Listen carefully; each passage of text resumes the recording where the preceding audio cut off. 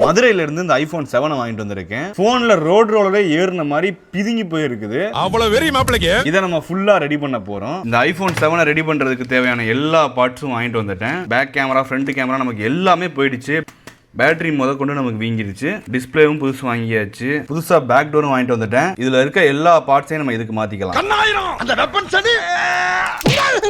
Guys, இது பாத்தீங்கன்னா volume பட்டனோட சேர்த்து மியூட் சுவிட்ச் இருக்கும். மியூட் சுவிட்ச் பாத்தீங்கன்னா தனியா பிஞ்சு வந்துருச்சு. நான் என்ன பண்ணிட்டேன்னா சின்ன மெல்லிசான ஒயர் வச்சு சால்டரிங் பண்ணிட்டேன். நம்ம கடைசியா தான் தெரியும் ஒர்க் ஆகுதா இல்லையான்ட்டு. புது பேனலுக்கு நம்ம எல்லாத்தையும் மாத்தியாச்சு. பழைய டிஸ்பிளேல இருக்கிறதெல்லாம் கட்டி புது டிஸ்பிளேக்கு மாத்திக்கலாம். போன் பயங்கரமா அடி வாங்கி இருந்துச்சு. டச் ஐடியுமே நமக்கு பிஞ்சு இருக்குது. இதை நான் கவனிக்கவே இல்லை. ஃபைனலா நம்ம பேட்டரியை மாட்டிக்கலாம்.